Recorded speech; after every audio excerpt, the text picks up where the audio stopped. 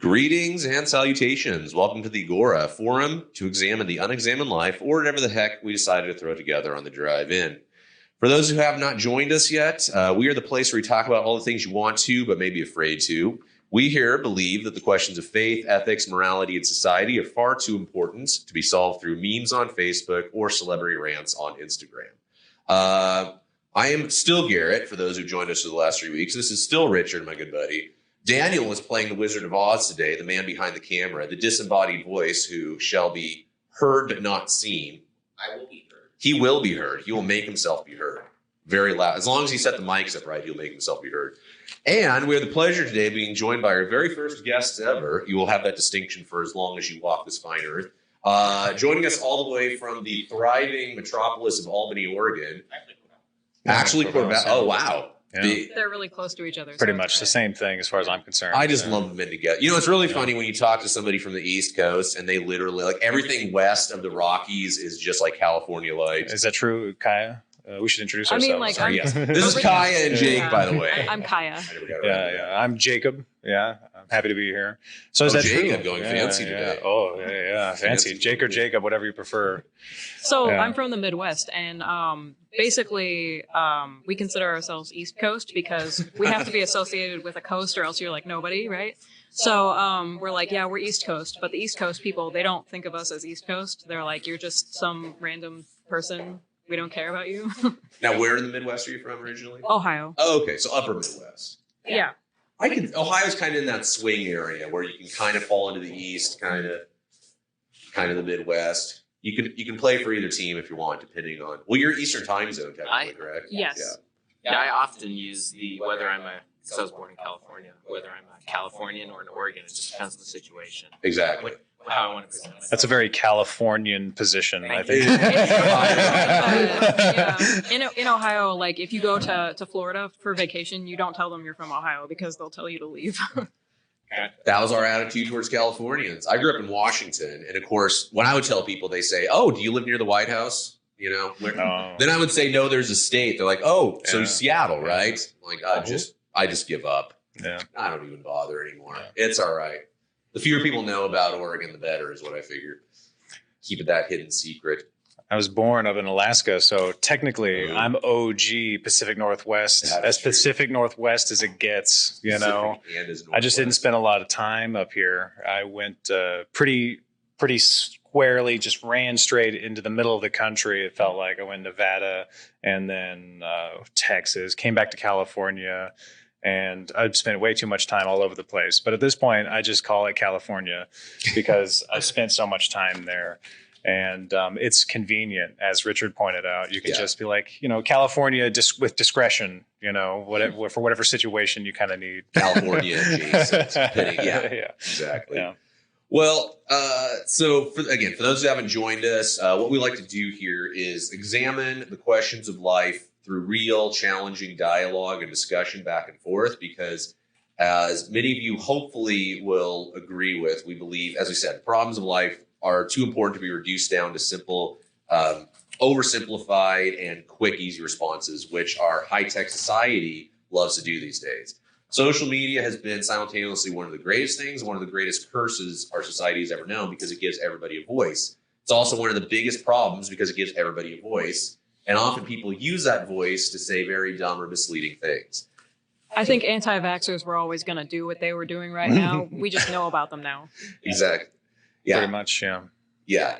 I'd say like the flat Earth movement is like a huge thing that I didn't know existed. Hey, there are flat earthers all around the globe, dude. And now they have a forum to like talk. I just think that those people were going to exist anyway, and like the internet did not cause those people to just suddenly exist. Like, but they gave them a forum, you know, they gave them a place to solidify their beliefs together in a community, which is the main effect of the internet and communication technology, broadly speaking. I see it. Well, and this issue has been around, I mean, you go all the way back to the printing press, and this is the big concern of the magisterium in the Roman Catholic Church. So for those unfamiliar with church history, but you can't give them the Bible in their own language, because, and to be fair, so when Martin Luther, at the eve of the Reformation, was defending himself before the Catholic bishops at the Diet of Worms, they in a nutshell, their concern was if you allow everybody, the common man, to read the Bible in their own language, it's going to lead to thousands of different sets of belief.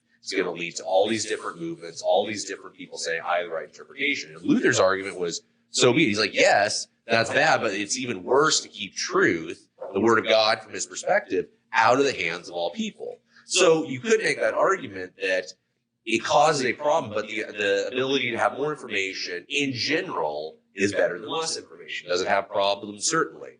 But there's a saying we've used the show many times, that perfect is often the enemy of better.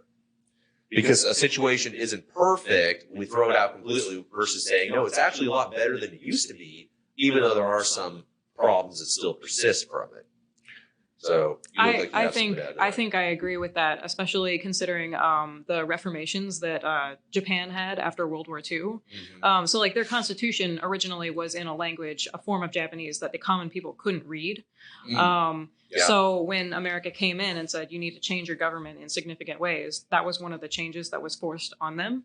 And General MacArthur wanted to make a lot more changes, but he couldn't make everything the way he wanted because, it's still Japan. They're still their own country. But that was one of the changes. And basically he said, why don't we just make this better rather than perfect? We've got to do something, Exactly. Sometimes we're afraid to open up a problem, even though in the long run it will create far less problems. Because it's the devil you know versus the devil you don't know. So we want to dive into some issues here today, but also we want to have some fun. So before we dive into anything serious, I actually have probably the most serious question of all for you. So let me paint this scenario. I heard this discussed on a radio show the other day, and it got me thinking about social faux pas. So let me paint the picture, what I heard this gentleman describe, because I've seen situations like this myself, and I want to get your thoughts on it, on who's in the right and who's in the wrong. So he was telling the story, they were at a birthday party, and for this party, each one of them was bringing a bottle of scotch, and they were putting it in the middle of the table. A bottle of scotch, whiskey, whatever your favorite liquor was. They're putting it in the middle of the table. They're having a sampling party. And they're giving this guy presents for his birthday so he can start his liquor cabinet. And one guy brought a bottle of Kentucky Owl, which I'm not a whiskey drinker, but I guess it's like $200 a bottle. It's really good stuff. And he was showing it off to everybody, letting them know, hey, I brought this. Check it out. And he left it there. Apparently, I'm not close enough to the mic. Should I be eating it? That's better. Is that what you want me to do? Okay. All right. I'm gonna repivot from there. Anyway, so he made the point to let everybody know that I brought this. Look at me, wink, wink, nod, nod. He leaves it there for about 30 minutes. People pour a few drinks, and then he leaves the party and takes a bottle back with him. And the person who was at the party was saying that he thought this was one of the biggest social faux pas. The idea of when you bring something to a party for communal use, it belongs to the party. The expectation is you are not going to get that back. Unless at the end, the host says, hey, I really don't want this. It's still left. If you want to take it, that would be wrong too. I think you accept the present no matter what. I mean, that's what I would think. Well, so that wasn't, so there were the presents, and then those are just the bottles to share at the party. So like, I mean, you can do something simple. Like if I bring a cake for a big party we're having, I have to leave early 45 minutes in, there's half the cake left. I don't take the cake with me. That cake belongs to the party. Okay. So do you guys agree with that? That is a major social faux pas? I agree. Okay.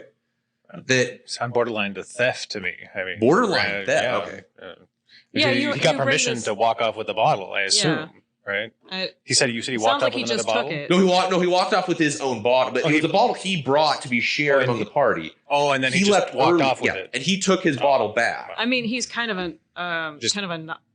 he didn't bring a present. Person. I mean, yeah, he didn't bring a present. It's a faux pas for sure. Yeah.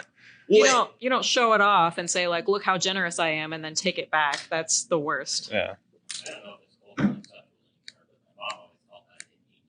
Yeah, no, that's probably another social faux pas. Mm-hmm. Well, that was kind of the guy's point. He said he made a point to let everybody know he brought this big, expensive, fancy bottle, and then wasn't willing to part with it. Right. So, or share it because he counted the cost of what it was going to cost to let everyone drink some. Now it's interesting anyway because if it's whiskey that's peaty, I wouldn't have cared how much it was. I have a story where my brother, who has a whole cabinet of really fine whiskeys, like hundreds of dollars, and he gets them all out and he pours a bunch of shots for me. And he loves peaty, which if you know what that means, it means it smells like smoke. like it Tastes has like licking a campfire. Literally. And he lined them out, and I just sipped them, and I was like, oh my gosh, these are all disgusting. Yes. And he was like, you uncultured swine. Right. Yeah. I've wasted these on you. And I was like, you are right. Now, I did learn later, I do like whiskey. Give me a $4 beer. If it's not peaty.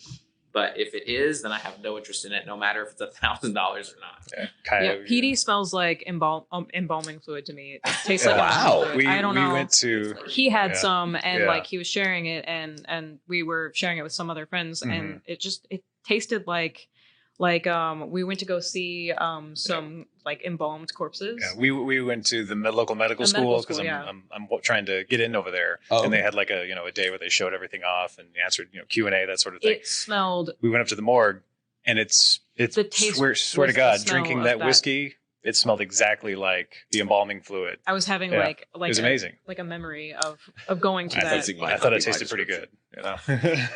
I've tried. I've had $300 scotch before, and my reaction was this tastes a little less like a campfire. But again, I'd rather have a $5 good beer or a good glass of wine. I just feel as though when it's something that expensive, you convince yourself psychologically. I'm not saying people legitimately don't like it, but I'm thinking even if you don't, you have to convince yourself psychologically that it is that good to justify paying $300 for a bottle of alcohol. I think there is nuance, to the consumables that we enjoy, and I think that it's fun to pick up a hobby like that. You find like wine. I enjoyed red wine for a little while. I went, vineyard hopping for a little while around here, and I can't remember the exact word. I think it's like the solar or sous vide, some method where you have 5 years of the same crop of grapes, and they go through this extended fermented sequence where they leave a little bit of the previous year in the barrel. And so by the time you get to the bottom barrel and you actually like a sourdough starter almost. Yeah, kind of like that. Yeah. So you get this flavor over time. So it's a bigger picture of all of the environmental effects that happen to the grape that change the flavor of the wine. When I bought, it was $100 bottle of wine. I bought one because it tasted so good. It's like fireworks, it has so many different floral and and because it was like 1 year during one of the fires, so there was a little bit of smoke. It was a Pinot Noir. It was a red. Yeah. I really liked it. Good stuff. I think the Pinot Noir, it has the thinnest skin, doesn't it? And that might be why the grapes were so affected by the smoke. It could be. Yeah, I'm not certain exactly, but I don't know. See, my brother is a lab tech at one of the biggest wineries in the country, actually. So I always get free stuff. So I haven't had to actually pay for a bottle of wine in years. Is that Gallo down there? No, it's the Hogue in Eastern Washington. Yeah. So he will just load us up every time we go home, which is great. In fact, at our wedding, he brought 48 bottles, and it was super hot. It was like 98 that day, so nobody really felt like drinking wine. Everyone felt like drinking beer. So we gave away probably 24 bottles at the end as party favors. But so I haven't weighed the cost of. I don't know what wine costs very well because I never usually pay for any. It's about $10 to $20 a bottle, and then from there, like I think Costco's the majority of their wine is less than $20 a bottle. Yeah. There's only a selection that's above that, but they like hand pick a lot of that stuff. So I mean, you can find for $20 you can find an amazing bottle of wine, and you can spend $100 and get a bottle that just doesn't fit your palate. But there is this notion that because they sell the idea of something to you. So I want to go back to what you said real quick, which is like, what is that faux pas? It seems to me the faux pas of bringing a really expensive bottle is that what that would say to me is you care more about what people think about you Exactly. than you actually do about the people themselves enjoying the whiskey or whatever it is that you brought. So that's how I would see it. I feel like that tells me that kind of, maybe not intentionally, but whether you intended it or not, it sends a signal of, I don't really care about you enjoying this. I just wanted you to think really well of me. Sometimes maybe when people drive up in super fancy cars and the idea is look at me, even though they may be up to here in debt. Or even to have that car. Yeah, even more annoying for me is the guy with the $1,500 car and the $3,000 sound system. Yeah. I mean, that's like hanging a brand new chandelier. Chandelier. That must be Italian. It must chandelier. brand new chandelier in like a double wide. Yeah. It's like, is that really your biggest priority you should be having right now? So yeah, I'm with you. That idea that, or here's the thing too. You have clear expectations beforehand. If you say, hey, I want to give everybody a little drink. I can't afford to share the whole bottle, but I want you to have a try with that clear expectation of what's going to happen. Or you could leave some at home. If you want to just bring enough for everybody to try, but you don't feel comfortable partying with the entire bottle. There are ways you can handle this by planning ahead of time. It's like when you go out to dinner in a group, there should be clear expectations beforehand of how things are being split. Is everybody just throwing money in? It's a lot easier to solve it at the beginning than to have that awkwardness at the end where someone's like, well, I only got so I'm only going to kick in this much. You can split checks. It can easily be avoided if you just have a simple conversation ahead of time. That moment always gives me like sweaty palms. I'm like, I don't want to deal with this. Yeah. And then you have that, and I've often been this guy on the end of a meal where I have to kick in 20 or 30% extra because people didn't bring enough or they try to shortchange or they feel that a 5% tip for the server is acceptable. And nobody wants to be that guy. Anyway, sorry. I just needed to bring that to the fine court here to see if I was correct in believing in the nature of that social faux pas. I just think, like, if you're going to do that and bring a fancy bottle to a party and, like, and make a big show of, like, I'm bringing this fancy bottle to a party, just leave the bottle, You're not impressing anyone by taking it back with you. That's, like, less impressive, Exactly. You have to accept the fact that whole bottle may be gone, and that's okay. And I'm okay partying with it, knowing that I contributed to the well-being of the party. Absolutely. So how should we display items of wealth or opulence? Because there is a certain amount of social signaling around these objects that I believe maybe could be appropriate, right? Because, it shows your progress in your pursuits to a certain degree. How much of that degree is acceptable is kind of the conversation I'm painting. You have to do it in good faith, first of all. I mean, you can't just do it the way it's described in that story. And then second of all, do it with things you can afford. Exactly. Yeah. Know that, hey, if I don't get this back, that's okay. Yeah. I'm perfectly acceptable with that. If you can't afford to lose a bottle, don't bring the bottle. Yes. In other words. So there is that element that my personal observation over there is people who show off their wealth the most are often the people who are drowning in debt. The people who are actually highly successful don't see the need to show off nearly as much. I mean, there's a sliding scale. Obviously, if you're Jeff Bezos rich, you can show off all you want and waste things all you want silly fun. I heard a story the other day that the average American spending $1 is equivalent to him spending $1 million. Yeah, I believe it. Yeah. That's insane. It's insane and cool and are you hard talking to about conceive Bezos? at the same Jeff Bezos.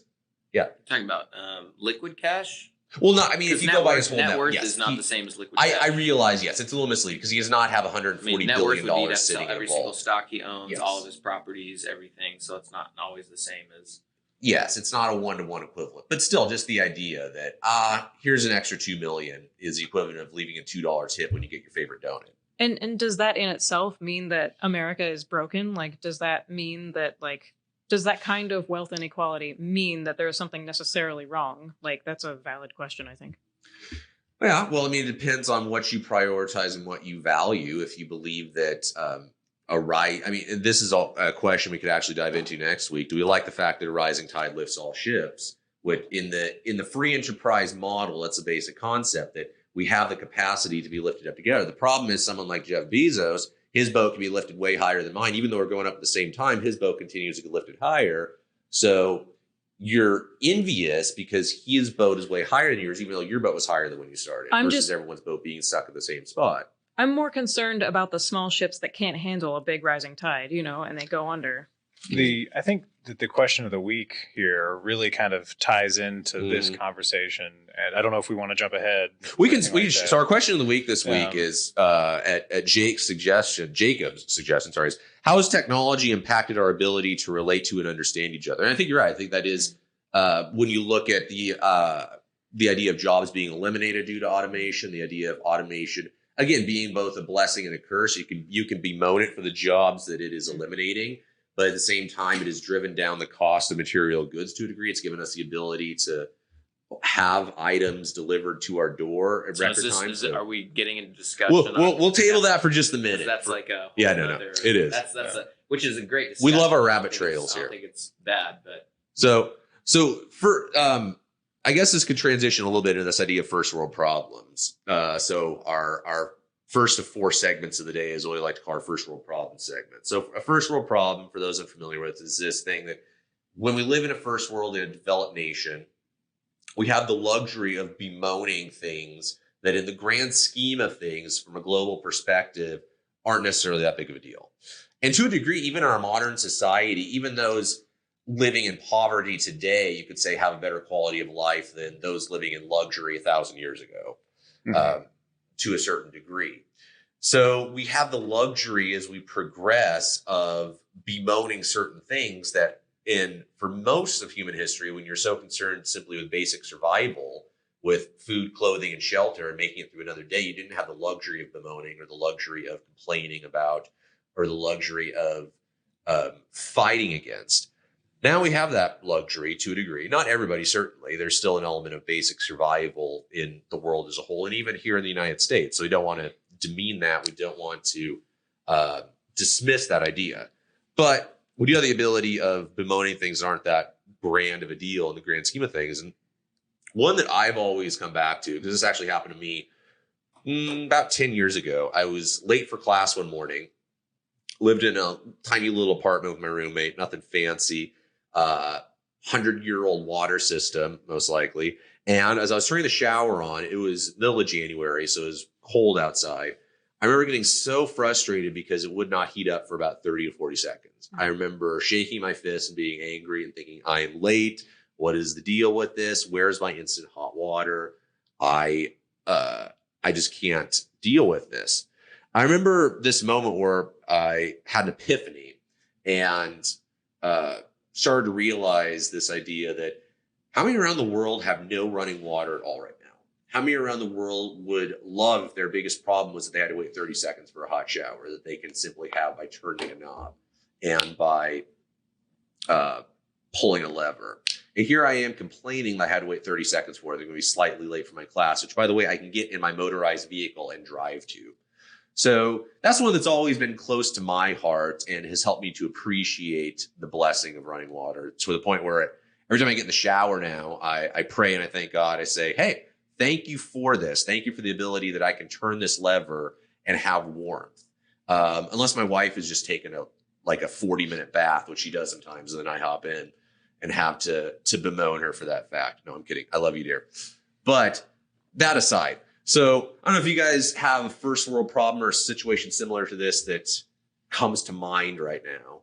Well, I actually think, it's great to be thankful. It's great to be, fortunate. We are fortunate in many ways, but there are some things that our ancestors had that we don't have. And I think we should acknowledge that as well. Such as? Well, I mean, we always, not always, but there are some people that think about, the bougie people, so to speak, can afford these free range, fancy foods, organic, all this other stuff. Our ancestors only ate that stuff. That was all they had. So, I mean, the so-called privileged food nowadays is stuff that our ancestors just had in abundance. That was all that there was. And they had more of a sense of community, I think, than we do now. So I think there are certain things that we should kind of see if we can fix them, because there are legitimate problems, even in a first world, I just think that for all the things we have, there are some things that we don't have. Yeah. Well, and that begs the question of what is the good we should aspire to. It presupposes that, so there's the default that, we have it better. We are closer to the ideal of human living than we were 1,000 years ago. But that presupposes that there is an ideal of human living. And what is that? What is your standard? To your point, it could be possible that the ideal of human living was actually better achieved in simpler societies. I do think from a health standpoint, there's something to be said about eating something that's less processed. And for a long period of history, the aristocracy and the upper class were eating more processed food because it was more expensive and it was opulent. It was showing off to your friends. And now we see that kind of turning. It's flipping over. We're eating the healthiest food And not most people, but a significant proportion of people, even living in first world countries, live in things called food deserts, where all they can have access to is mostly processed food, which is highly inflammatory and not healthy for your body. Absolutely. Yeah. And so to your point, the most opulent among us are often the healthiest at this point, because they have access to the healthiest food, because that model of food gathering isn't scalable to where we live now. And we're trying out new models all the time, and that's what the hope is. It's in also those sectors. the fact that the government heavily subsidizes corn and other Certainly things that lead to Filler materials. Oh, yeah, I mean, a lot of corn syrup and other stuff like that. Yeah, there's I would like to readjust how food is. I think there's it is interesting to watch if you've ever shopped at Walmart to see how Walmart has slowly changed. Like, they are getting into that, but you still have that baseline. Here's calories. Well, yeah, give you there's calories also just people too who are like, I like white bread, and that's all I like. Yeah, and there's all sorts of things in that. But I do agree. I think that the kind of food you eat is really, really important. And cow's milk is heavily subsidized by the government as well, and it's not as healthy as we thought it was. No. Especially not the commercial grade stuff. No. Yeah. But it's not the amount of calories, it's what is in those calories. Yeah. Cheap, crappy, unhealthy food is there in abundance and easy to find. So, and to your point, Richard, as well. So you could say, well, I like white bread. Well, I love white bread too, but you can also get white bread that is done in a more natural way. And That's not actual bread, you mean? It's actual bread, yes. Yeah. Would you rather have, natural organic white bread or processed wheat bread? There's the idea of healthy, and then there's actually the thing itself. And it's amazing how some industries have done a really good job of selling you on the health of something versus how good is it actually for your body. And this gets to our idea that we talked about earlier, that information is constantly changing, and now with the age of social media and technology, everybody has a voice. I mean, how many different fad diets or eating trends can one person posting from their parents' basement say, this is the real truth of how you should eat and what you should believe, and how many fad diets we had over the years. Remember back when eggs were evil, and now are eggs okay again? Are they evil? They are. They're good They've gone again. back again. They're good again. Yeah. Okay. Yeah. But I mean, like, that's true, and people can say crazy things, but we can also find the truth. Like, these scientists who are talking about like low carbohydrate diets, those people were able to get their messages out through the internet as well. Yeah. So I mean, And that's one that stuck. Yeah. And I think there's. Please no, continue. Okay.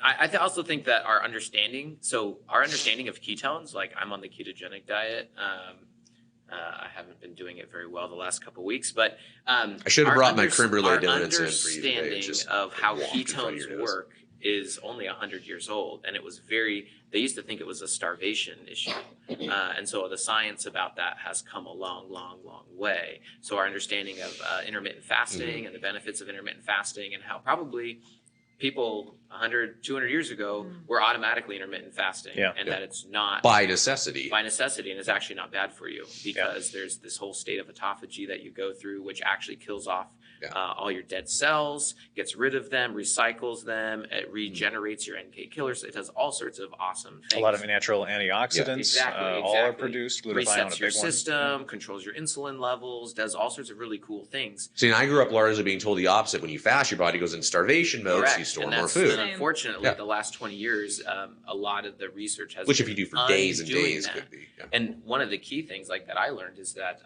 they looked at a lot of the people in Germany and other places, and when they were starving, and they took blood samples, and they found huge levels of ketones. So they thought ketones were bad. And in excess, like if you're diabetic and stuff, it can be. It can lead to ketoacidosis. But the point is that our understanding of what ketones do and how the body functions is actually being redefined right now. Like, the current science is redefining that. And so our understanding is growing. Is keto diet perfect for everyone? No, because I don't think there is a perfect diet for everyone. I think you try things, and if they work for you, then you kind of stick with it. There are some people who respond much better to being a vegan than other people do. And for some people, it's like the greatest thing ever. Their body responds to it. It's like, and so I think there's not one perfect diet for everyone. But anyway. I mean, there's also like, how are you being vegan? Are you just eating a bunch of like random junk Oreos. food? Exactly. Or are you Oreos? eating, I know. I was So if you're eating terrified vegetables, you're good. when I heard Oreos are vegan. Yeah. Oreos Oh are my so goodness! vegan. My ex from many a moon ago is vegan, and we went to the store in time. She was picking up Oreos. I'm like, you can't have those. She's like, yes, I can. My mind was blown. Yeah. Oh, lordy lord. Well, this idea actually, we're on a rabbit trail of nutrition, but that does translate into our cliche of the Our day cliche, yeah. that Jacob has volunteered to us. So maybe I'll tee this up and you can knock it down. We've all heard the term garbage in, garbage out. It has many different applications. Maybe you want to unpack that just a little bit here. Simply, right? You put garbage fuel in your body, eating highly processed food, or just copious amounts of sugar, alcohol, anything. Just copious amounts of this that maybe it makes you feel good for like 10 minutes, but then you just feel like garbage afterwards. Or we know from scientific studies that these things cause damage. Yeah. The long and short of it is, you put good fuel in your body and you get good results. You start to feel better. And in the same way, I think, to kind of wrap it up even more, when we talk about technology and communication, those thoughts that we have, those ideas we engage with, those books we read, the shows that we enjoy, the social media posts that we spend a little too much time looking at, all of those things can be garbage, and they can make you feel worse. Absolutely. So if you change your diet when it comes to information or nutrition, if it's good fuel, it can be smooth runnings. You'll have a high performance life, high performance outcomes. And remembering that cliche can be useful when we think to ourselves, you're like, oh man, I'm here and I'm feeling really bad on Facebook, and man, Stacy looks really cool today. I wish I was cool. Maybe you just think to yourself, maybe looking at Stacy this way is kind of garbage for me. And Absolutely. It makes me have garbage thoughts that contributes to the negativity in my life. And, going out and, maybe, I don't know how to do it on social media. I don't spend too much time there. I do look at it occasionally. I'm kind of, I think they call it lurker. I just kind of like look at stuff. I don't really comment too Jake's much. just looking at Stacy with jealousy. Yeah. I follow a lot of researchers who talk about food, oddly enough. So I love the vegan, carnivore, keto, low carb, high carb, all of that conversation. I'm knee deep in the stuff. I love it. But that being said, you have to listen to your body. And I like, in the spirit of the Agora, I like going back to Socrates. Know thyself, right? Socrates, I believe. Yeah, Socrates. My buddies Bill and Ted indeed informed me that we've been mispronouncing it all these years. It's an excellent adventure. There's the new one coming out this year. Really? No way. Bill and Ted Face the Music. Yeah. Oh, I can't even imagine. I am terrified, but excited. I'm sure it's going to be horrific. They're going to have mullets, though, right? Oh, I hope so. They can't come back and not have mullets. That's just 55-year-old Keanu Reeves with a mullet. Right? What was it? Who's the actor? Bill S. Preston Esquire. What was? Alex Winter. Is he? Does he? I haven't seen him work in years. No, that's kind of the running gag. It's like one went like this. He didn't really like flame out. He just never really did a whole lot. He's done a few shows, but no, it certainly not to the degree. I always like to think that the people in Hollywood that jump in and jump out and you barely see them, I always like to think they're really smart with their money. I always like to think really good things of them. Like Keanu, like he just lived, hot and heavy, just like plowing through it. And so he had to get the next job, He had to work really, really hard to keep his lifestyle going. I don't know. He could have been just as reasonable as anybody else. Yeah. But like the people who like come in and out and they look like they have quote unquote sad careers or something, I like to think they got their money and they got out. Good for them, Maybe they're like an accountant on the side or something. Say again? It's an optimistic perspective. They might be like an accountant on the side or something. Yeah, why not? Yeah. Well, we'll give you a full review of Bill and Ted in the fall after we see it. Oh, excellent. Yeah. But anyway, back to your idea of Socrates. Knowing thyself, listening to your body, and Richard, ketosis. In my mind, I've done ketosis for extended periods of time. I've done vegan, vegetarian, pescatarian. I've done intermittent fasting, time restricted feeding. I've been carnivore.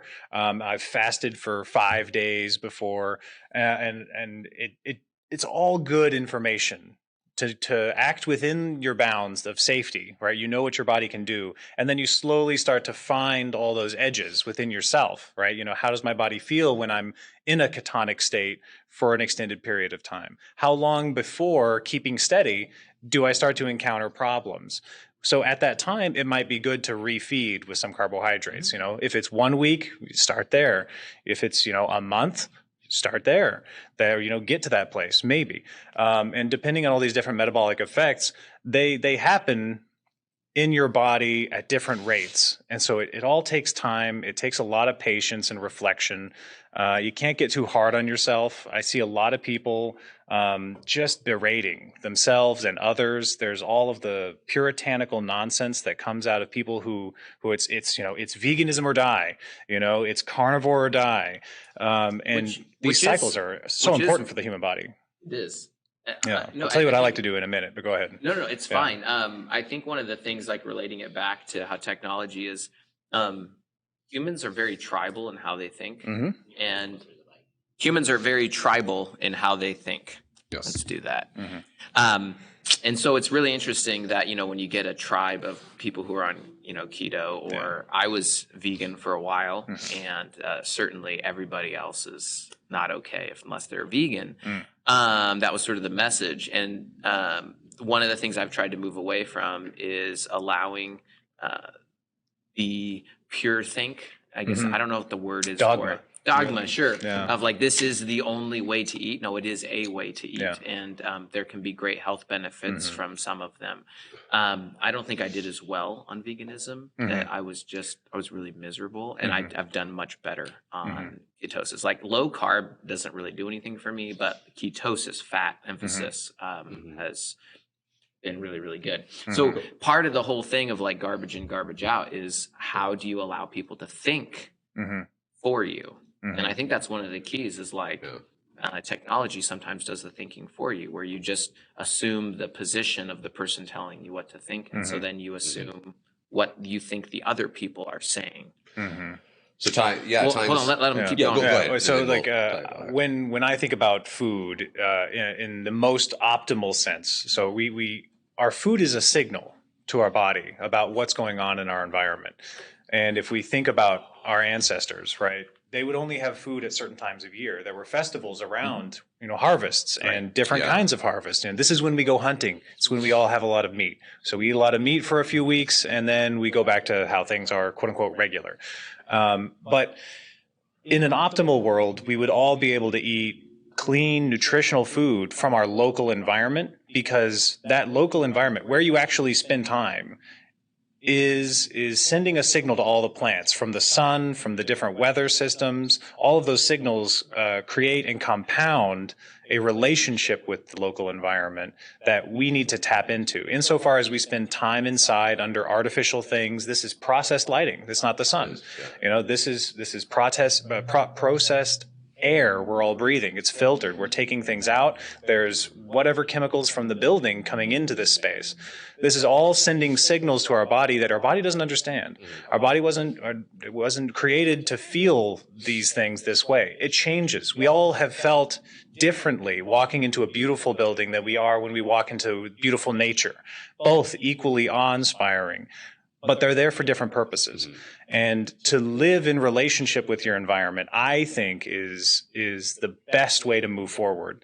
So what that looks like is, in your local area, what is capable of growing and has been grown there should be what you try to get an increased percentage of your diet like from. A massive amount of Marionberries. I mean, for serious, in the fall, I just hound those berries. I'm serious. Literally named after our county. Literally, yeah. Yeah. So tying this back to kind of the big picture idea of what we put in, what we take in, whether the physical or the non-physical, and more often the non-physical. Indeed, even, we're very cerebral these days. Exactly. Affects what goes out of us. Affects what comes out of us, both physical and non-physical. So I just have a question. Have you taken a media fast? Have you ever done that? Yeah. Like I one time went off of Facebook, and I hardly use Facebook at all, because I people use it for political reasons and stuff like that. And whether I agree with it or disagree with it, it's not really the issue. It's that the stress of that actually, it impacts me. And so like, I remember it physically impacts me. I remember I did a 3-month fast from Facebook, and I felt awesome. I felt great. It's like, I could just interact with people as people, right? And then it seemed like when I was constantly involved, it's like there's all these filters that I was starting to develop myself. And I think that is getting closer to some of that garbage that you were talking about, which is, we have to be careful, because the people do the thinking for us. Yeah. And I'm as susceptible as anyone else to that. It's not like I'm above that. But like I just noticed it, and so that's why I like last week I noticed I was like I gotta take a break because there's just so much going on. There's so much, and it's not to be the charge that someone might give is, oh well, you just want to be ignorant. No, it's that there is an overload, and there is a sense in which social media. I don't know that it's always positive. I don't know that it puts things in a way where we can have rational discussion. Sometimes it's like, well, here's my conclusion, and you must agree with it. And it's like, well, that's not necessarily always helpful for understanding, for having empathy, those type of things. They don't create those feelings in you that it creates a sense of garbage. Like, so if you put that kind of garbage or if somebody's really energized and like hate, like that can affect you. And I think you begin to take that on. I think Kaya has something to add. Yeah, so I participate in a lot of social media, and I feel like Facebook feels uniquely negative to me. Something is like very addictive and very negative about it. And I'm not sure whether it's like the fact that it's so curated to be like viscerally targeting your personal beliefs, because they do curate the stuff that you see. What you want on your feed. Yeah, like they choose it for you too. Yeah, the algorithm. It's really weird, and like something about it just feels wrong, and just getting rid of Facebook makes me feel so much better, like without getting rid of anything else. And I think that's something very strange that we should probably note. It's a difficult problem. I follow a lot of the techno elite who are struggling with these problems because it's not something that they do by design. They try to build a machine that gives the human being what they spend the most time interacting with. And we have a lot of negativity in us. Our brains remember negative things more than they do positive things, sadly. And so if they build a totally neutral machine to interact with us, we're going to end up in a negative space because of how the human brain kind of churns over ideas. And so that means they have to create a slightly biased system. And then everyone starts arguing because how do you bias this machine? I will say, to Richard's point earlier about media fasting, the latest fad that I've been seeing among the techno elite and the nutritional elite is dopamine fasting. So they eliminate reward signals. So they try to keep things as like sedate as possible. I'm not too familiar with like what that looks like precisely.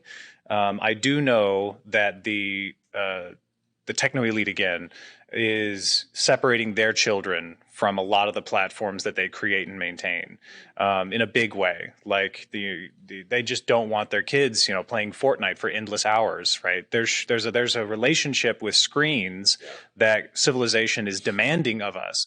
Because if we want to be able to communicate with our work and our career, we have to be able to use these things, but we have to learn to use them wisely now. Well, yeah. So Richard and Daniel and I work in campus ministry, and a while back, our former national director said something along the lines: if you guys don't have at least one form of social media, I may consider firing you, because you're working with college students, working with young adults, and you're ignoring the primary, for good or for bad.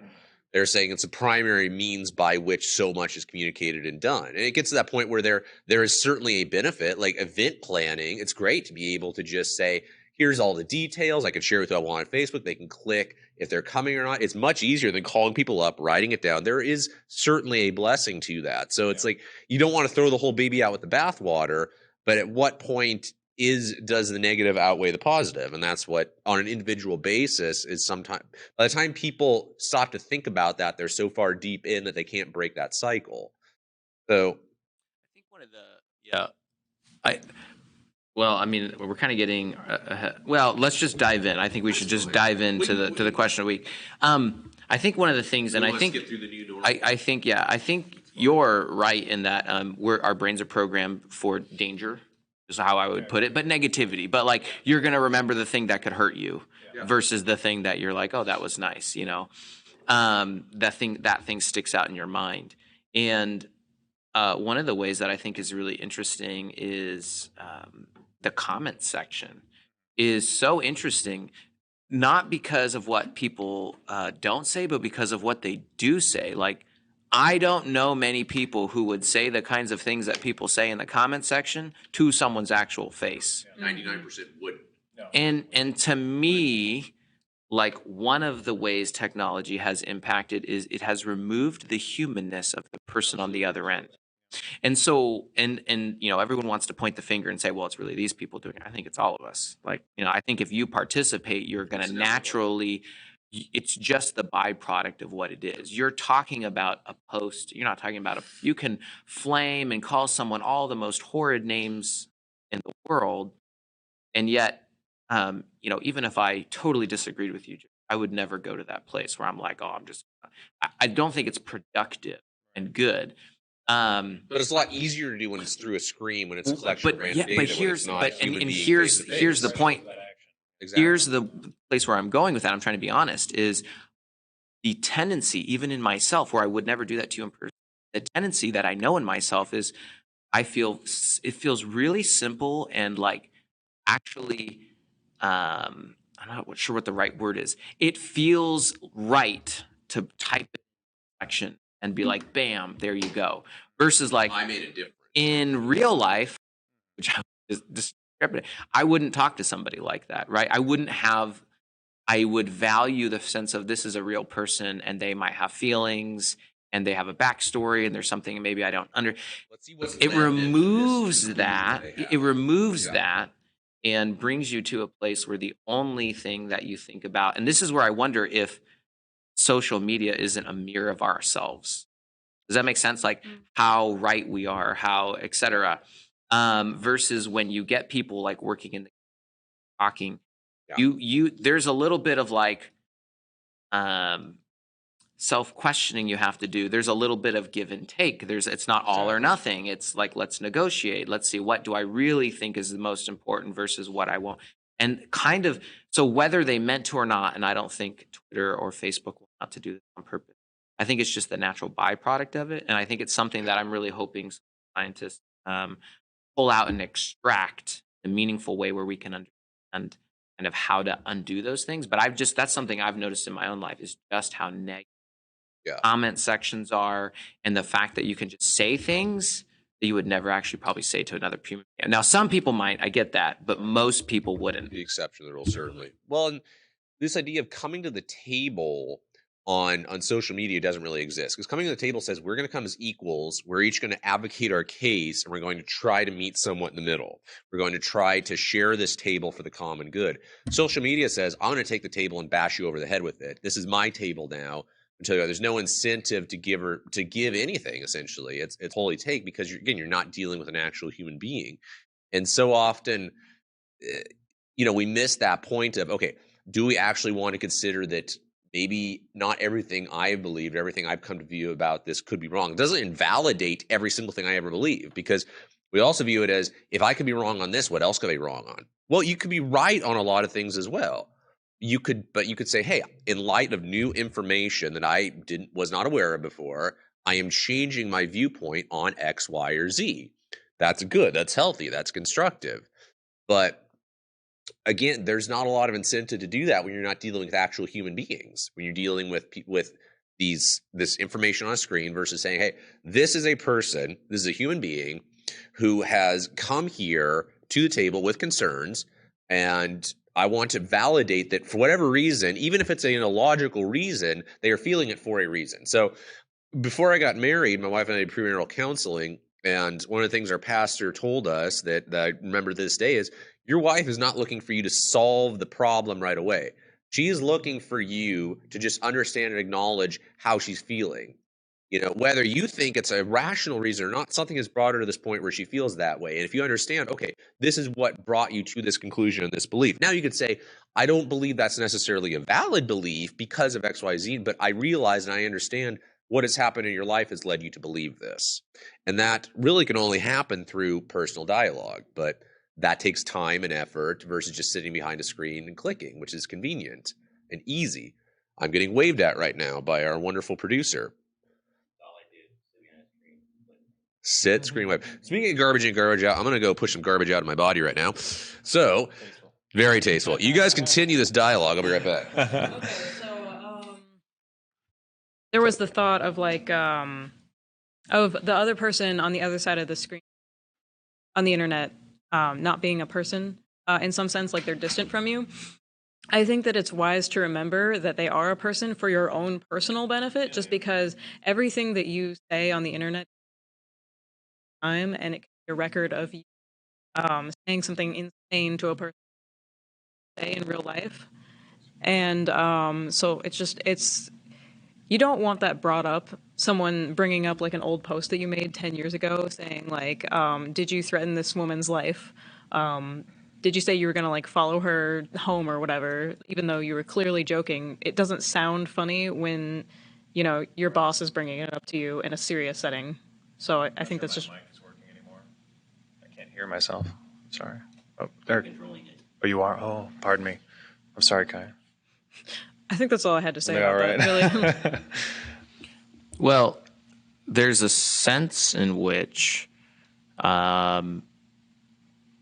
there's these media companies now that are actually like looking in, like, so for job screenings, they actually go through and look at your social media and everything like that. And there's a part of me that is, the balance here is how has technology impacted our ability to relate and understand each other. So I kind of want to stick with that.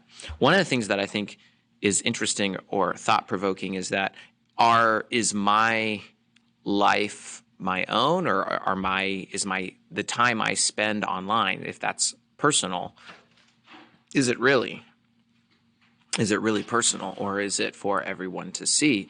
And I think there's I remember when the Patriot Act was done, and everybody was like, "Oh my gosh, the government, just gave itself the right to spy on you." And the key there is there's the same sense and same opportunity that happens online, and yet we willingly participate to some extent. And so to me, I think one of the things there is, if you're in the backyard with some friends, there's an ability to feel like you can say or explore ideas that you otherwise may not say or do because of that thing that you just talked about, which is that somebody can find it. And that's one of the scary things, is that you don't allow people to progress in the world. Somebody might have a really bad view of something early on in life, and they grow up, they get some experience, etc., and then their views change, or they're more tempered or something. And so then they would be forever labeled based on that one thing that was technically. You see what I'm saying? And so how does that?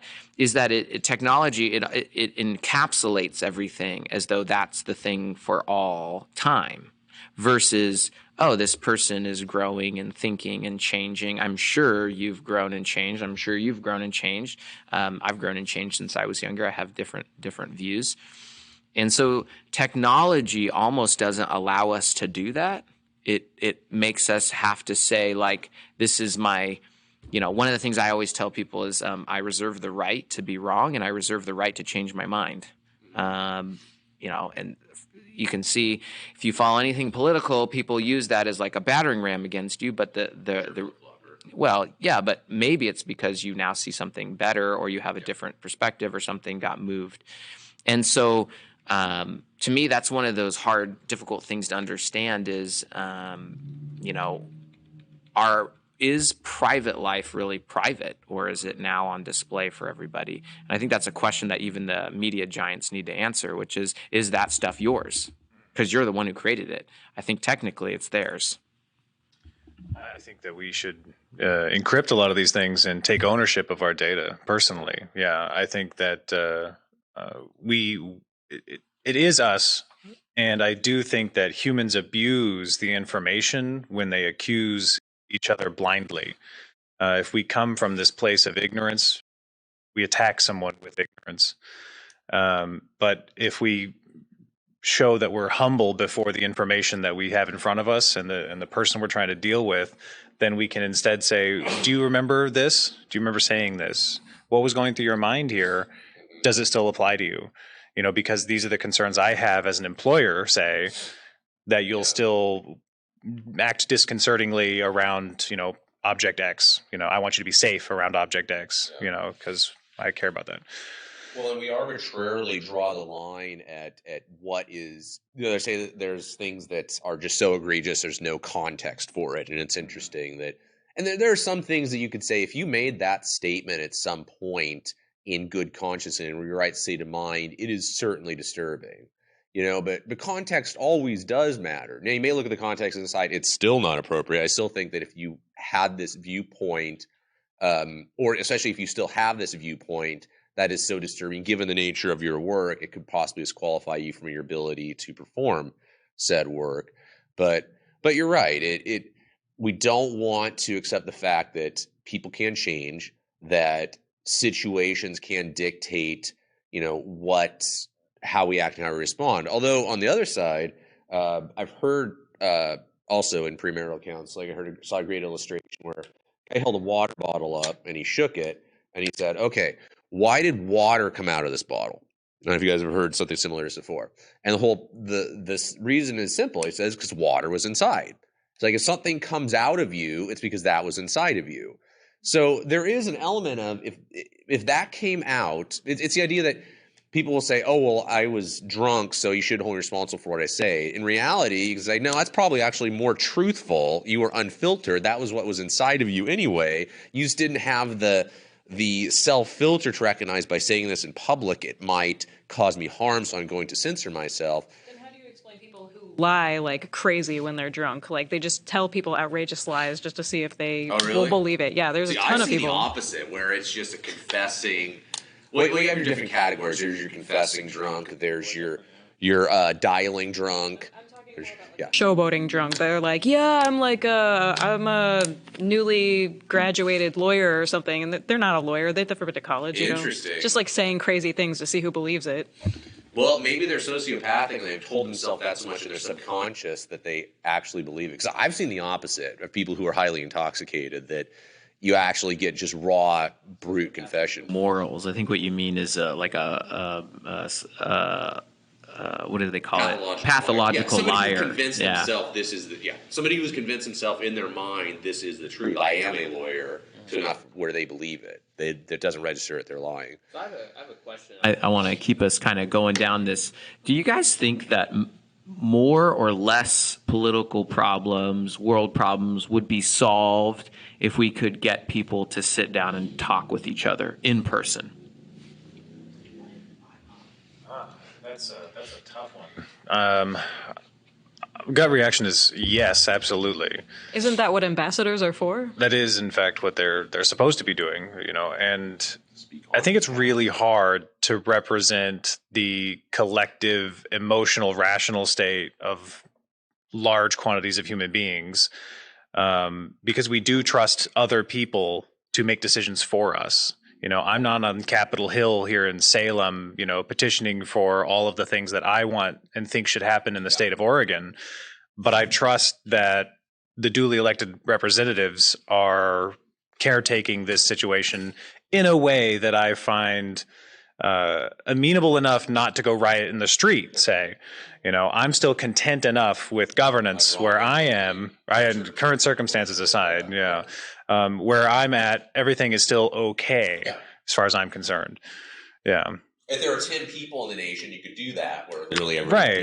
Yeah. It's just there's too many people with too many varied understandings of the world and the universe experience. Well, and varied interests. You gotta recognize the interests of the farmer in rural Eastern Oregon are legitimate. They are credible, but they are far different than the person living in a high rise in downtown Portland. So you're going to say something, Kaya? Sorry. Well, I mean, I just understand why. Currently, there are some people rioting across, the United States, and a lot of people are getting fed up with the fact that the government doesn't appear to care about them. And I totally understand why they would think that, and I don't think that should be ignored. Yeah, it's the idea of validating. Okay, what has led you to believe? Now you could say your actions are going too far. You still can't engage in the willful destruction of property, but at least saying, okay, what has caused you to come to this point of believing that there is no other alternative than physical violence, than the destruction of property in order to get your point across? And this speaks to the idea of mob mentality, which is a whole other thing we could do weeks and weeks on. Of how many in a mob are actually consciously thinking, I'm doing this in order to advance the cause of X, Y, Z, and it will produce this result, versus, yeah, break stuff, sweet, awesome, getting out of the house on a Friday night when the weather's good to have some fun.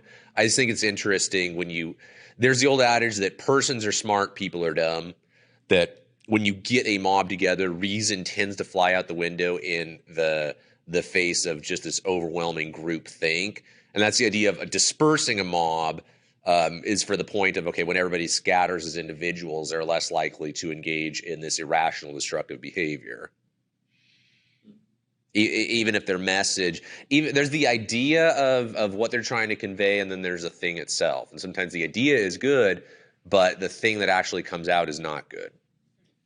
I think that speaking to technology in the broadest of senses, some sort of artifice of something that we've created, right?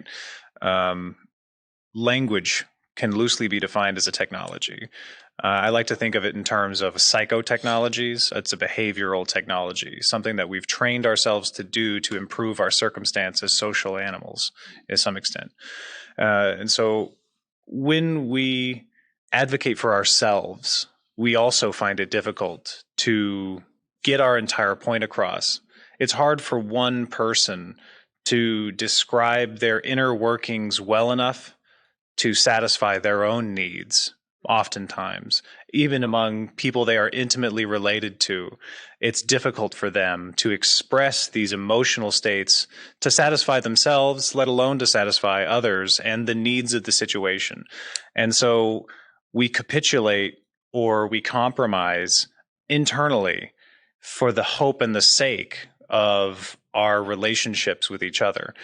And so to expect a politician to be able to have thousands, if not millions of people supporting his endeavor, their endeavor as in a representative government, we have to understand that this is an impossible game that we're all playing, and we should try to approach it with care and understanding, because I don't think I understand anything except the fact that I know nothing. Which is why I think the merit. There's a lot of merit to the state governments having more power idea, because I mean you just can't have this bland set of policies across an entire nation of so many different people with so many different values. It's just not possible. I wonder what what the local government is doing. I understand that the populace, the populace seems to have revolted, so local governance has failed, regardless of what we think. Governance has failed. A solution has to be found. Or it could be that I would imagine that a lot of the police understand why people are upset, but they're also trying to keep the peace, and it's a precarious place to be, I think. One of the things that I think is interesting, and maybe you can get your guys' thoughts on it. It's a question I have, and I said this earlier, and let me unpack it just for a second. I feel like sometimes social media does thinking for us. Now, what do I mean by that? I'll be very specific here. The way that we understand data and a claim is the warrant, so how a regular argument works, not deductive reasoning, okay, not inductive reasoning. What we're talking about is what we call regular way arguments are made. We take a data set, and then we correlate it. That's the warrant. How strong is the relationship between the data set and the conclusion?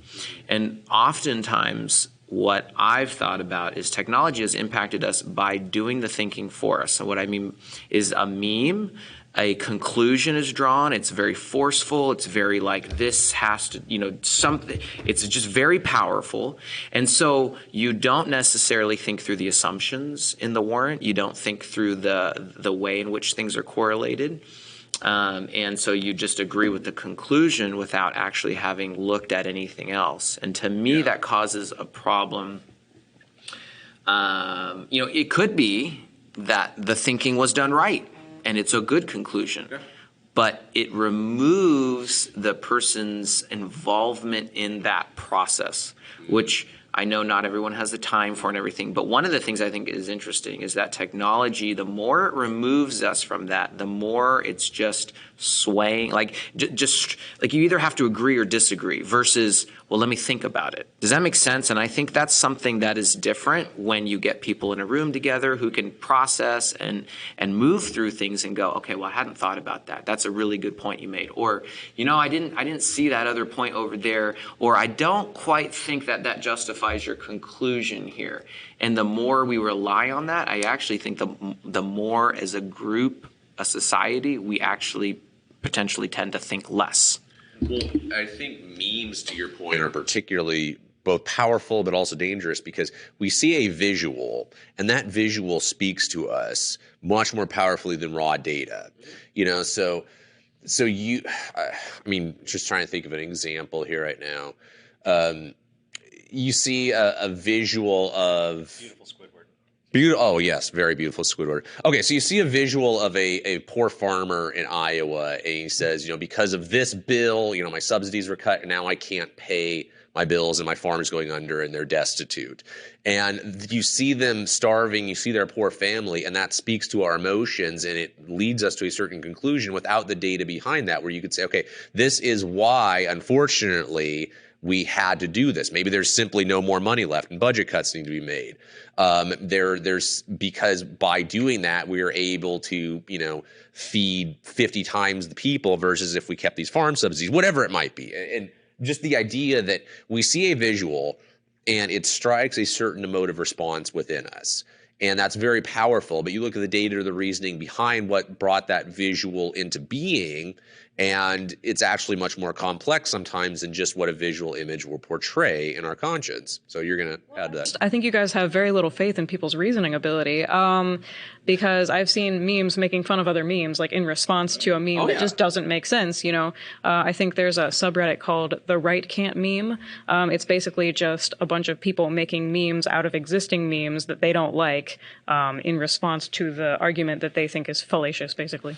Yeah.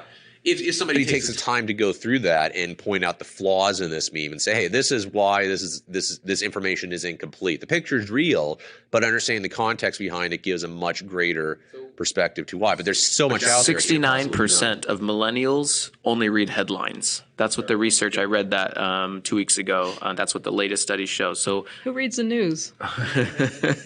Well, to me, that's if you only read the headlines, that's the problem. Is you're getting the conclusion without the thinking. How did they get there? What was the process? So I'm not trying to be. I do understand there are these groups out there who are trying to do that. I think the point is in relationship to technology is it removes the process of the thinking. Rather, what I would prefer, probably will never happen because, right, this is an ideal. Kai, but what I'd prefer is give me the information and show me how some people think about it. Like give me 2 or 3 different people who think about the information in different ways and let me decide what is that. To me, that empowers people to do the thinking themselves and to make sure that the thinking was done correctly. Because yes, memes can lead you to astray and counter memes, etc. My simple point is that technology, I think, removes the process of going through the warrant of how you connect data to conclusion. And it could be something as simple as if you take, like, let's say if we argue some particular point and we use the specific rather than the general. So we use a specific instance to argue that this is true of everything, but it's not. Then social media then has drawn a conclusion that isn't necessarily accurate. Does that make sense? Yeah, well, there's an old adage that cases make bad law, and along the same lines, it's generalities don't prove exceptions, exceptions prove generalities. And so there's a tendency to say that, yeah, because this happened in one circumstance, this happens in every circumstance similar. Versus, okay, this is an extreme, unusual scenario that almost never happens. So to make an entire policy or to shift an entire way of doing things around this very unique, very extreme circumstance probably isn't the best idea, because 99.9% of cases, this doesn't happen. So but we live in such a reactionary society, and I think technology has only contributed to that in some degree, because we could see the immediate negative effects of that. We hear about those extreme, almost unheard of circumstances much more often, where we say, okay, we need to throw the entire system out because of this one thing that happened. So from an economic perspective, I'll use the example of the Enron scandal in 2001. We're familiar with this. It's tragic. I mean, Richard, your grandparents, they lost all their life savings essentially in that? Something like that, yeah. A lot, yeah. So you have a very personal connection to that. And it's this tragic event that affected many, many lives. People lost their livelihood. It's this horrific example of the abuse of corporate America. But I would make the case to caution and say, okay, by saying that because there was an Enron, we need to completely destroy and remake the entire American financial system is overreactionary. You could say, look at how many successful businesses have gone on and grown and actually produced commerce and actually improved the quality of life for individuals and societies, not just in America, but the world around. You look at China finally recognizing private property. I don't remember exactly what year it was, but then you look at just how much their gross domestic product and quality of life has taken off. Now, I'm not condoning everything the Chinese government does, far from it, but you can argue there are people who are living, they got recognizing private property. That's an example. So the point is, we see one abuse of a system. We see one abuse of an idea, the free market, for example, and there's more than one, but we see that and we say the entire thing is corrupt. The entire thing is bad. Let's throw it all out and do something completely different. It reminds me of the old Wile E. Coyote and Roadrunner cartoons where like Wile E. Coyote would have this perfect plan and everything's put in place and this one fluky thing would happen and he never went back to that plan. It's like, no, you had it. You were right there. If this one fluky thing didn't happen, you would have caught the Roadrunner. But yet you go to a completely different plan. No, do that plan again. Just fix that one little thing. There's an interesting, I don't know what you guys think about this, but so in relationship to, doing the thinking for us, I've tried to do a little bit of thinking about this beforehand, so I'm trying to lead the conversation. You jump in at any time and you don't have to agree. One of the things that I find really interesting about social media is that it produces a sense of deep tribalism.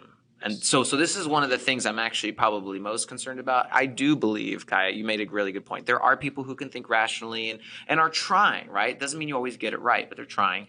But the problem is that it's like, because it's about the conclusion, it's not about the thinking part, it's about the conclusion, and that's it. And you have to agree with the conclusion. It creates a sense of tribalism. I'm in or I'm out, whether I agree with the conclusion. Not, hey, I really like that point. Let me do some thinking about it. Let me participate. And there's this sense in which you either have to be in or you're out. And so it creates distinct tribal mentality. Like, I'm with that or I'm against it. Well, maybe I'm somewhere in between. Maybe I'm like exploring the ideas or I really think that's a valid point, but I don't know if it, do you see what I'm saying? And so that's one of the things I'm worried about technology. But regardless of memes, basically, I think people have always done that. I think people have always had that problem. I don't think memes are the problem. I don't think memes and cartoons are going to be the instrument of our society's destruction. I think that the mistake that a lot of people seem to make, in my opinion, with social media is that they try to convey its utility as some sort of social, something to stand in place of real human interaction. Yeah. I've never seen it personally that way. It's always been a data aggregator. So it will, when I follow someone on Instagram, it's someone who shares ideas that I'm interested in learning more about. When I look on Facebook, I look only for people that I care about and how they're doing. And I think that the best way to think about social media and a lot of these applications is to find a way to communicate to the algorithm. And we have to recognize that everything we do on Facebook, on Instagram, on Twitter feeds into the algorithm. So like if you're scrolling really fast and then you stop all of a sudden and it's like a really pretty visual, probably a lot of blue in it, right? The data algorithm is going to say, show him more blue, pretty visuals. And then depending on the stuff that you subscribe to, there's a cluster of blue, pretty images that they will associate with that. And they're going to show you more of that. So just know that, right? So it's like, oh, I don't want to see that. So keep scrolling. You see somebody giving a bunch of like emotionally charged language, just keep scrolling. That's how you communicate to the algorithm. I don't want to see that. So those become less priority. So you can train your algorithm to feed you what you actually want, which is hopefully not garbage, right? I do wonder if there's a sense in which whatever you followed, they just keep giving you the same kind of stuff. But you do, and that's why you have to be really subtle. And they give you tools, right? Liking and like hearting stuff, and then actually sharing. All of these have different weights. So the things that you actually want more people to know and understand, share that, right? If you actually like it, but you don't need people to like know you think that or whatever, just like it and keep going. You know, I think there's different ways to play with the algorithm, and different platforms have different interactive buttons. So Kai, I wanted to make a comment on, I keep looking back at the question. I'm trying to stay focused on it like a razor, so because I know we can go off on rabbit holes. How has technology impacted our ability to relate and understand each other?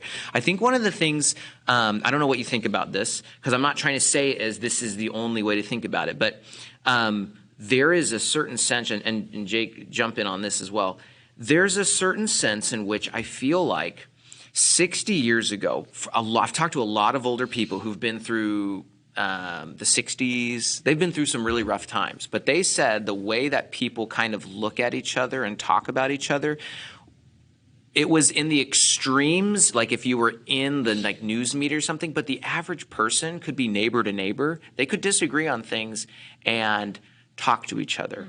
One of the differences I feel like is that, so if let's say Jake posts something preposterous and I go, oh, that's it, I got to unfriend him because I can't be friends with someone like that. That's what I mean by tribalism. Versus if he was your neighbor, and he said versus so if he was my neighbor, I wouldn't just be like, well, you're not my neighbor anymore. Like I'm putting up a fence, and we are never. And I feel like that mentality slowly is creeping in, even to neighborhoods where you see people like putting up their, sign in the front yard, and that's their statement of this is where it's like, no, wait, we're neighbors. We can talk. We can be friends. Like I value the neighborly aspect way more than I do of like whether we have to agree on everything, because I think there's fundamental human value in people. And so my worry is, how has technology impacted our ability to relate and understand each other? It's that it's making us more tribal, and that tribalism is the filter by which we are now using to figure out, do I associate with you or do I not associate with you?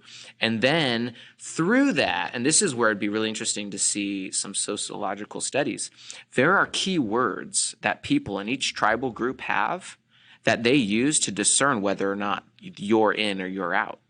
And so that's what I mean by removing the thinking part. Well, those key words may not be indicative of what that person actually thinks. They're just indicative of what you've labeled that person.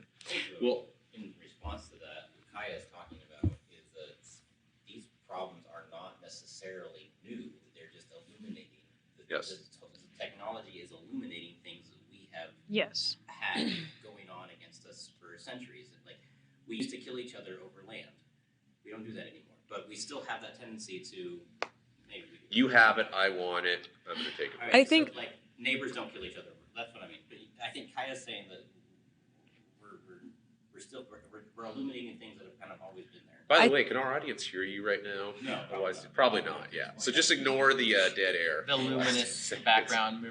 So I do think that the internet has made us all less polite, because we have gotten into this habit of saying things that we would not say to someone's face, and we've started to bring that into real life in ways that we really should not. We're kind of disconnected from other people a little bit, so we are less polite. But also, I think that there's something else that's going on here that we haven't really talked about at all, is that we're all living much closer together with much less space. In general, and I think that makes you feel kind of crowded in and a little bit kind of like territorial, and so you want someone. Yeah, you want someone. Let's see if COVID changes that. Yeah, I think it will. I hope. Personally, I think COVID will change it for certain. Yeah. And then I think that, like, if you're living in super close quarters with other people, you want them to be like on your page. You want them to be part of your tribe, so you're gonna get more kind of like antsy about that sort of thing. I think just by default. Yeah. Well, and Richard, to your point, the idea of your physical pre-internet, if you want to associate with human beings outside of your general family, you had to be neighborly to your neighbors. They were your closest physical people you saw. Now you don't know how to do that. You never had to see your neighbors, and you can have that human, I'm making air quotes right now for those listening on the podcast, human interaction through a screen, where you can just literally pick and choose and isolate. You're not bound by geography anymore. don't have to worry about making new friends. You can just find a new forum that has the people you're looking for. And that kind of is almost like cheating, you know? It is. Like I grew up in a small town in Eastern Washington. I don't know if you guys grew up in smaller or larger towns. We had one high school, one public school, one Christian school. So it's like the friends you were with there, they were the friends you had to put up with. Whether you liked them or not, you had to make some sort of effort because you're like, I'm going to be with these people all through grade school into high school. And when I moved to Vancouver at first, so it was a bigger city, not massive, but then in Portland, and I mean, I can only imagine what it's like in New York or, really, really large metropolis. You have so many different friend circles. You're like, I don't like the people at my school, whatever. I have all these other millions of options and people I can choose to associate with. And again, technology has taken that and put it even on steroids. I don't like the people that I go to school with, or I don't like the people I work with. Who cares? I'm not going to make an effort to actually get to know them. I'm not going to make an effort to actually get to like them despite some of our differences because I don't have to. I can just click on a group. If I'm a video game fan, I can just associate with other video gamers through a screen. And again, the benefit of that is it allows you to find people who do have common interests as you, which is good. You could say, okay, I'm new in town. I like playing board games. Or is there a board game group or a board game, community that meets here in town regularly? Yes, I can go check it out. But it eliminates the need to say, okay, I may not naturally make the biggest connection with this person who is my neighbor, but they're my neighbor, so it would benefit me to get along with them. No, and those are My worry is, I think, like where I'm kind of going with this, the trajectory is where I'm worried it leads to is I think there's some shared value in America, at least I hope there is, between people who are liberal and conservative. Sometimes they want to say that there isn't. I don't, in my experience, that it hasn't been true. They often state things in vastly different ways. But one of the things, like, think about it. Someone's on the side of the road, they got a flat tire, you pull over, and the first question out of your mouth is, well, what political party, whatever. Now I'm going to make a decision about whether I relate to you. That social media, oh man, some stories about that. But the question of now I make the decision about whether I will relate to you or not versus you're another human. And so I'm worried it creates a world that lacks empathy, that lacks the ability for people to actually be tolerant. And what I mean by that is to put up with people that actually wouldn't agree with you. And so does it bring about the kind of values that I want? Like, do you just never talk to anybody who you never disagree with, or you never do business with people? To me, that's not, well, first of all, it's not the world I want to live in. I don't think it's the world that the Good Samaritan, the story that Jesus told, was modeled after. His point was relate to the person you don't want to relate to and be kind to them, do good to them. Well, and so there's this, I'm worried that it creates such a tribal that like let's say 20, 30 years from now. I don't think we're there yet, right? My worry is people get so enveloped in it, that it's the litmus test for whether or not someone is, whether we mean to or not. And there's a ton of psychology behind this and other things. If you want to look it up, for those who are listening, you can look up Alfred Said. He's the author of a scholar who termed The Other. And how do you dehumanize people? You make them another. And there's tons of ways you can do that. And so when we allow that to happen, sort of, and we don't think, we just follow the conclusion, then we become so tribal that I'm worried we'll become like tribes in other countries that are just like, well, you're not me, so that automatically means I have the right to do subset. And we all were like, oh, no, that won't happen. My worry is, left unchecked, that is always a possibility. Humans are absolutely capable of that. The Hutus, hunted down all the Tutsis and were like, you're not our tribe. And that's literally what they did. They looked at their ID card. Yep. So the tribal nature of human nature is really concerning to me. And I'm worried that social media is making people pick and choose sides rather than being like, you're a human being, and I may not agree with you. I'm going to associate with you just like I would my neighbor, just like I would someone else. At least I would want to personally. That doesn't mean I'm speaking for other people, but if my neighbor puts up a sign that I don't agree with, I'm not going to be like, oh, I'm not going to help you change your oil or mow your lawn or do something nice for you or watch your dogs. And so we become, maybe, and like you said this earlier, civilized, that's the word. Yeah. I'm worried we fall into this world where we're less civilized because all we're doing is paying attention to who's on what tribe's side. And the reason I'm saying that is because of the question, how is it impacted? So that's my fear. I don't know that we're there yet. Yeah. My fear is that it'll lead us there. Well, we got a couple minutes left, so I'll make my final point, and then I'll allow you guys all to. Again, they can't hear you, oh wise Oz. Speak up. I'm being super negative. I am sorry. Please love your neighbor if you're out there listening. That's what we want. We want you to like each other, engage with each other, be kind to one another, whether you agree or not. That's what we value. That's what I want. I shouldn't know if I should speak for everybody, but Donnie Downer spin on things here. I had a cautionary tale. Maybe we'll do that next week. I'll just leave it alone. It's a bad time for that. I would just say that we have to do away with one of the conceptions we need to do away with in our society is that to acknowledge, to associate with somebody does not equate to condoning their worldview, condoning everything they believe.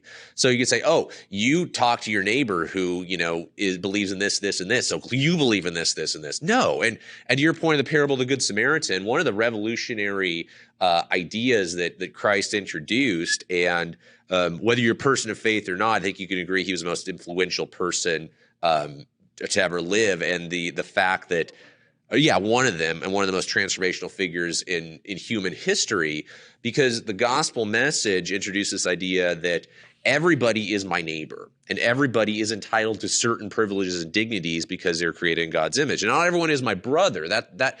So there's that distinction that the Bible does make. There's certain covenant relationships you have with your brother, with your people, and certain obligations you have. There are obligations I have towards. Strength and love your neighbor as yourself. I don't know if I would follow that the brother distinction is but the idea of there are different levels of covenant relationships. The idea of simply by somebody else being human, there are certain dignity to which they are entitled to, certain obligations you have towards them. I have greater obligations to my wife and to my children than I have to my neighbor, but I still have obligations to my neighbor, and I can't just say, well, they're the other, they are not in my tribe, so I can treat them as horrifically as they want because they have a different political affiliation, or they worship a different god, or they believed in different hobbies, so I have no obligation toward them because they're not just like me.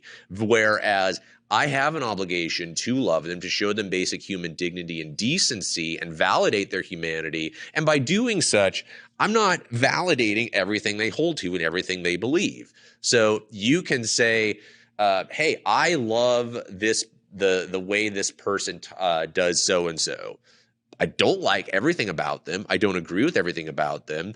Or with our political candidates, you can't even come out and say, hey, I like what, the president did regarding this. Because it'll be taken as, oh, you are, you're a radical right wing or radical left wing, whoever's in office at the time. You can say, I'm not condoning everything he did. I say on this particular policy, I think it's good. I'm glad they did it. It's a good thing, but you're not allowed to. Because it's seen as a widespread acceptance of their entire worldview. And that's unfortunate versus saying, I appreciate this person doing this, or I appreciate this about this person. So I totally agree. As a person who doesn't really, I didn't vote for President Trump, but I have agreed with some of his decisions, and I have said that to some people that then thought immediately that I was on that side. Exactly. And I was like, that's ridiculous. You can't just assume things about people. You have to talk to them. And I think that's what this is all really about, We've all lost a lot of nuance. Yeah. We don't think people are nuanced characters anymore. Yeah, right. Gotta work on that. Well, Be neighborly. People. Like, so that's the thing with social media. Do you actually know someone, Well, do you know thyself? Exactly. and fine, I know that's my final point, but just on your point, there's so little incentive today's to bring it back to politics, to cross the aisle and actually say, you know what, I believe that on this policy, this other party is actually doing good, so I'm going to vote with them, because you're seen as a traitor to your people. And so exactly, and that's a whole other issue of why we should do away with it. But if you are a liberal who breaks with your pack and votes across party lines and says, hey, on this particular issue, I think this is good, and I am going to side with you on it, you're seen as, in many ways, as being a traitor, as going behind the back of your ideal, your tribe, and your constituents, if I could speak right, I'm making up words left and right today, will say, hey, thank you for crossing the line and voting for us on this one thing. We're still not going to vote for you because 98% of the time we don't like what you do. So we're still not going to vote for you in re-election, but thanks for this one. So there's not a lot of incentive to cross the aisle versus just digging your feet in and building your base and reinforcing, your own pack, so to say. And that's really unfortunate. And our wise learned producer mentioned that that's due in large part to the binary system of party politics, where it's about being loyal to the party versus being loyal to what you think is actually a good policy or a good idea. Right. So you're pushed to the conclusion rather than the thinking. Yeah, exactly. So, so let's just, I guess the goal is to continue to think about. So if you're listening and you're out there using social media, I mean, hopefully you'll think about some of these things as you move forward. And yes, that's right. Go to your room and think about what you've done. I've been guilty though of, I've been guilty. Everything I just said, I've been guilty of.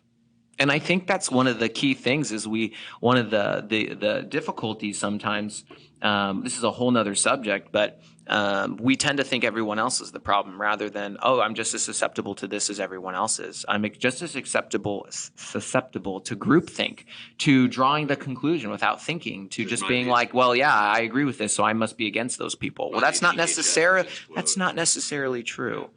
And, taking a step back, maybe go hug your neighbor who you're like, oh my gosh, that's such a horrible person. And you might discover you have a new friend. You may not agree on things, but you might have a good friend. And so anyway, hopefully that gets to the question of how it's impacted our relationship. Certainly we didn't answer it all, but hopefully we made some inroads. So our goal in the Agora is never to actually come to any conclusions. We just want to circle back right where we started. So Jacob, Kai, you guys, as our guests here, any final words or final thoughts or shout outs to our giant listening audience out there? Hi, Mom. Yeah. Hi, Jacob's mom. Hi, Jake. Hey, Kai. No, I think it was very good. We circumambulated a lot of important stuff here and hopefully gave a lot of people some inroads to more positive thinking. That's what we strive for.